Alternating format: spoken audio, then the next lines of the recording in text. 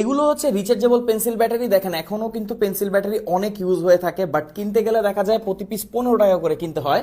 But আপনারা আমাদের কাছে পাচ্ছেন এরকম 4টা থাকবে এক প্যাকেটে, সাথে থাকবে একটা USB to type C cable, so এটাকে চার্জ করতে পারবেন। আর এগুলোকে আপনারা এক একটাকে 1200 বার ইউজ করতে পারবেন, অর্থাৎ একটা ব্যাটারিকে আপনি 1200 বার চার্জ করতে পারবেন।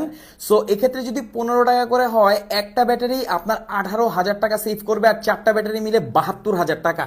তো অল্প বাজেটে আপনি এরকম একটা রিচার্জেবল ব্যাটারি কিন্তু নিয়ে নিলে আপনার বাসায় যে ছোট্ট সোনামণির খেলনা আছে, বাসার রিমোট আছে, এসি রিমোট হতে পারে, টিভিরই দেখা যায় 2-3টা রিমোট থাকে, সেক্ষেত্রে আপনাকে লাইফ টাইমে আর কখনো পেন্সিল ব্যাটারি কিনতে হবে না। এটাকে চার্জ দেওয়া খুবই সহজ। দেখেন একসাথে এই কেবল দিয়ে দুটো ব্যাটারিকে একসাথে চার্জ করা যায়। আর এখানে দেখতে পাচ্ছেন এটা হচ্ছে ট্রিপল এ, যেটা রিমোটে বেশি ইউজ হয়, আর টয়েজে বেশি ইউজ হয় এটা হচ্ছে ডাবল এ। তো আপনি পেন্সিল ব্যাটারি কিনতে কিনতে দেখা যায় যে আমরা অনেক ধরনের এমন হয় যে আমরা অনেক ডিভাইস কিনি।